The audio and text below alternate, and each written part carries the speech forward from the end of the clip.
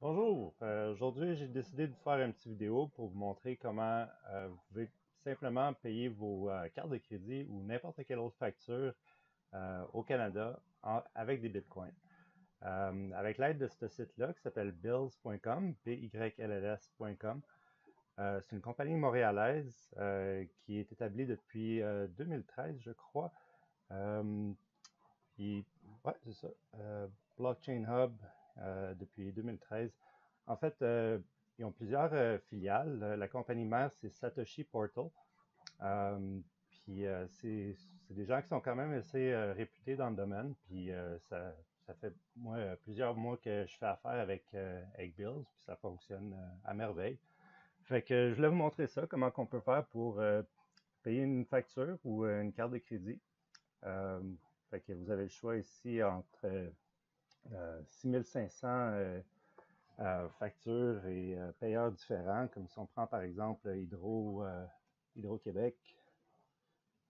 Ouais, il y en a pas mal plus qu'un. Hydro-Québec. Et voilà. Fait que vous avez juste à rentrer votre numéro de compte là-dedans pour pouvoir le rajouter comme facture à votre compte. Et ensuite, on peut faire le paiement en Bitcoin. Là, moi, je vais y aller. Je vais rajouter un payeur ici qui va être ma carte de crédit MBNA. Donc, MBNA. Et c'est pas bien compliqué, on rentre le numéro de compte. Euh,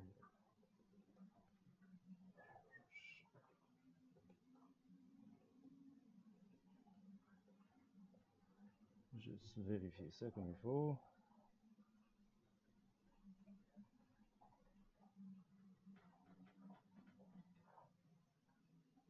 En fond, c'est pas bien plus compliqué que de payer une facture à partir de son compte bancaire. Sauf que vous faites le paiement en Bitcoin. Donc, ça passe pas par votre compte.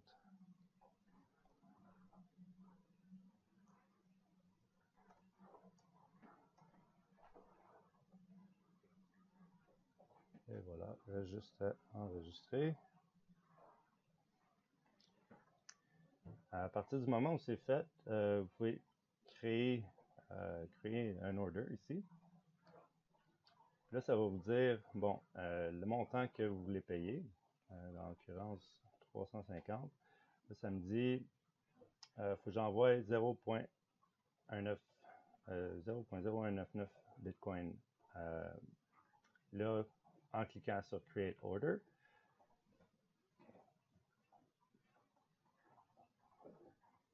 ça va me donner une adresse à laquelle il faut que j'envoie le paiement, qui est l'adresse ici.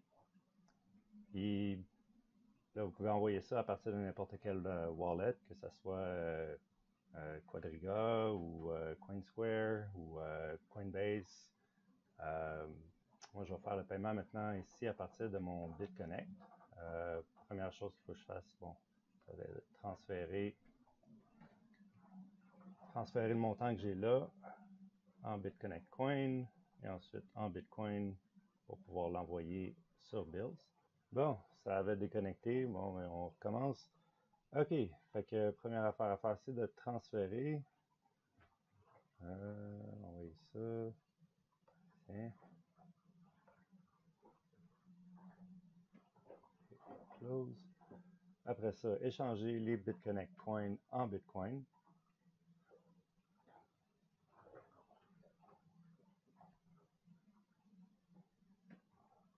Pour ça, c'est pas bien compliqué. On descend ici, on choisit la dernière pour avoir le meilleur prix et on vend. Confirme.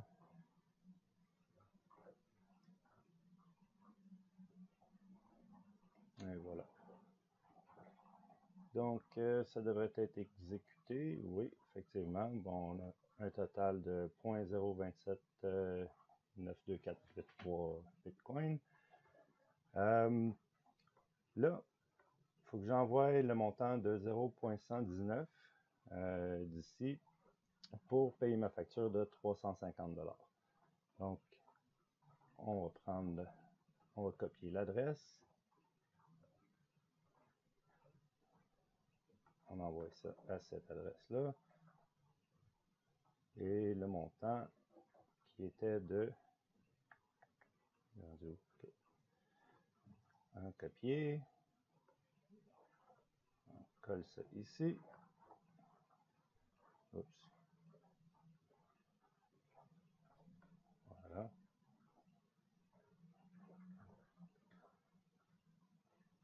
Rentrer le mot de passe.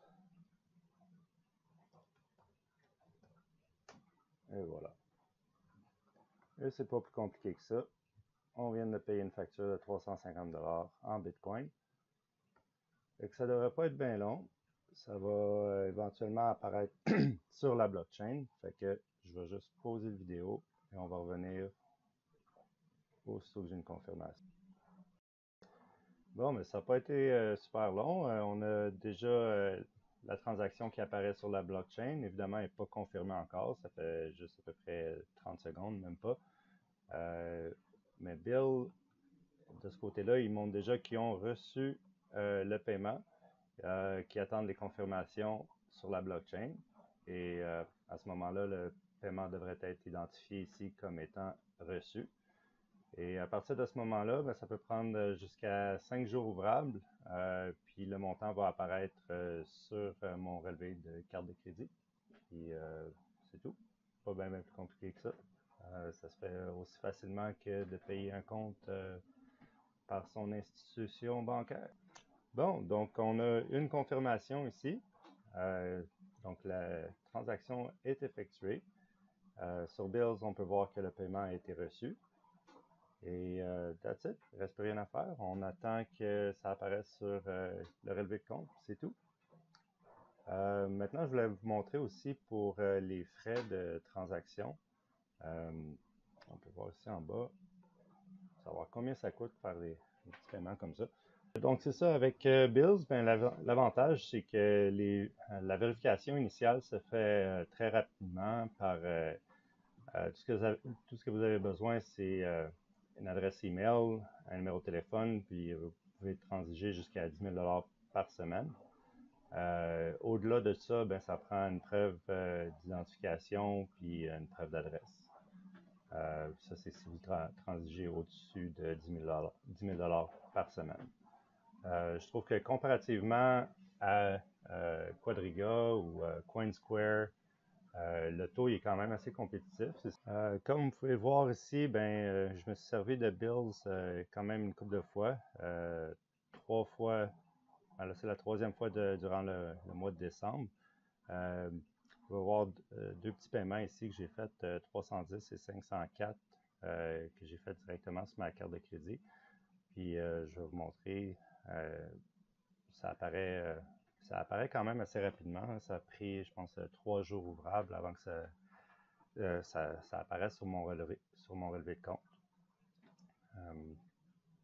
Donc, je vais vous montrer ça aussitôt que ça peut loader.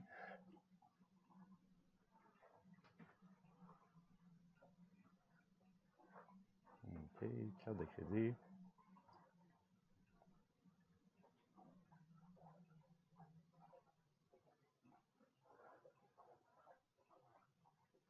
Donc, activité sur le compte. Vous voyez juste ici les 2 derniers paiements qui ont été effectués, 504 et 310, qui sont les mêmes montants. Donc, 10 décembre et 13 décembre sont apparus sur le compte le 12 décembre et le 18 décembre. Donc, 2 jours ouvrables pour celui-là, puis 5 jours ouvrables pour celui-là. Comptez les fins de semaine là-dedans, évidemment. Là. Mais c'est ça, c'est quand même assez rapide, puis très efficace comme service. Si vous avez aimé mon vidéo explicatif, vous pouvez vous servir de mon petit lien d'affiliation ici. Je vais le rajouter dans la description aussi. Vous pouvez tout simplement scanner le code barre à l'écran. Merci beaucoup, puis assurez-vous de vous inscrire pour voir mes prochaines vidéos. Merci.